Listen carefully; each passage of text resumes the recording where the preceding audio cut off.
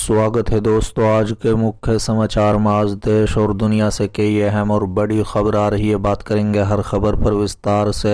BJP का बिगड़ा खेल, योगी की कुर्सी पर खतरा, फाइल तैयार, कार्रवाई बाकी। एक और बड़ी अपडेट, मुख्तार अंसारी को जेल में दिया गया जहर, सुप्रीम कोर्ट ने योगी सरकार को जारी किया नोटिस। इसी के साथ अगली बड़ी खबर हम आपको बताएंगे। नीतीश कुमार बिगाड़ेंगे बीजेपी का खेल, नया मोर्चा बनाने के लिए इस बड़े नेता से मिलाया हाथ, कर चुके हैं मीटिंग। एक और बड़ी अपडेट, बुलडोजर से एक समुदाय को निशाना बनाया जा रहा है। आजमगढ़ में एआईएमआईएम का प्रदर्शन। तो चलिए देख लेते आज की पहली बड़ी खबर। बीजेपी का बिगड़ा खेल, योगी की कुर्सी पर खतरा, फाइल तैयार, कार्रवाई बाकी। दरअसल दोस्तों, भारतीय जनता पार्टी ने भले ही अपने सहयोगियों के साथ मिलकर लगातार तीसरी बार सरकार बनाई है, लेकिन इस बार दिल्ली की सत्ता का रास्ता यूपी से होकर नहीं गुजरा। सीटों के लिहाज से देश के सबसे बड़े राज्य में बीजेपी को बड़ी हार का सामना करना पड़ा है। दोस्तों, दरअसल बीजेपी यहां की 80 सीटों में से सबसे ज्यादा सीटें जीतने का दावा कर रही थी, लेकिन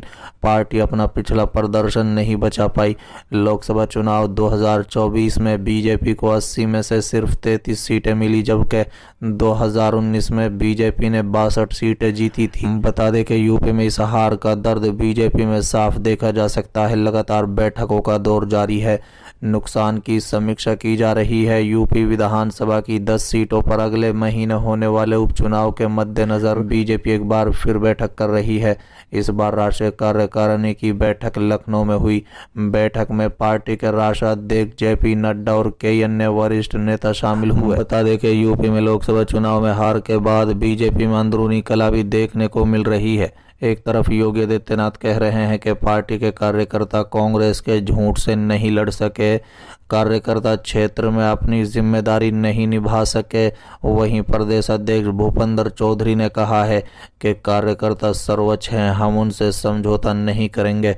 वहीं केशव प्रसाद मौर्य ने कहा है कि सरकार से बड़ा संगठन है और जो आपका दर्द है वही मेरा भी दर्द है। अब सवाल ये उठता है कि तमाम बैठकों के बावजूद बीजेपी की हार के लिए किसे जिम्मेदार ठहराया जा रहा है।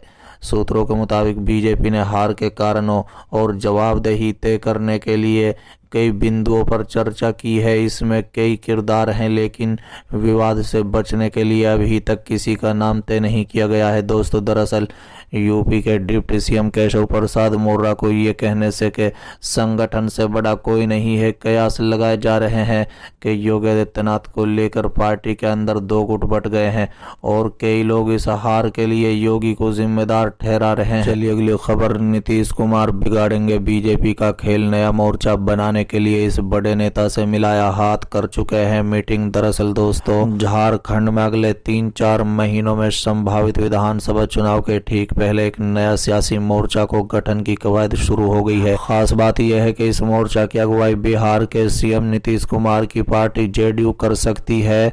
नीतीश कुमार झारखंड में अपनी पार्टी की खोई हुई जमीन फिर से हासिल करना चाहते हैं और इसके लिए वो कुछ छोटी पार्टियों और सियासी समूहों को अपने साथ ले सकते हैं। साल 2019 के विधानसभा चुनाव में झारखंड के तत्कालीन सीएम रघुवर दास को जमशेदपुर सीट पर हराने वाले दिग्गज नेता सरयू राय भारतीय जन मोर्चा नाम की पार्टी चलाते हैं। रविवार को पटना में नीतीश कुमार और सरयू राय ने झारखंड में सियासी संभावनाओं पर मंथन किया। बैठक के बाद सरयू राय ने कहा है कि नीतीश कुमार की पार्टी जेडीयू झारखंड में एनडीए फ्लोडर से अलग है।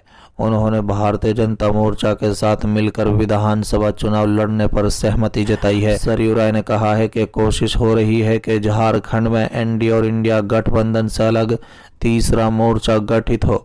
इसका उद्देश्य झारखंड में दोनों गठबंधनों से निराश जनता के बीच एक नया राजनीतिक विकल्प पेश करना है। इसके तहत कई अन्य नेताओं और राजनीतिक संगठनों को साथ लाने पर चर्चा चल रही है। दोस्तों, दरअसल नीतीश कुमार की पार्टी का बीते 1-1.5 दशक में झारखंड में जनादर लगातार घटता चला गया।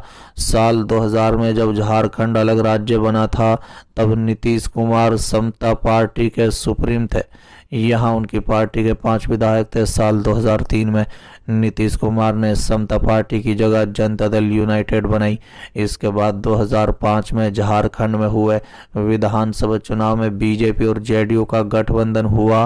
बीजेपी ने राज्य की 63 और जेडीयू ने 18 सीटों पर चुनाव लड़ा। जेडीयू ने 6 सीटें जीती। 2009 का विधानसभा चुनाव भी बीजेपी और जेडीयू ने साथ मिलकर लड़ा, लेकिन 2014 का चुनाव में दोनों पार्टियों की दोस्ती टूट गई। इसके बाद से झारखंड में जेडीयू की जमीन खिसकती चली गई। अब जेडीयू एक बार फिर से पुरानी जमीन हासिल करना चाहती है। पार्टी की नजर झारखंड में कुर्मी कोयरी वोटरों पर है।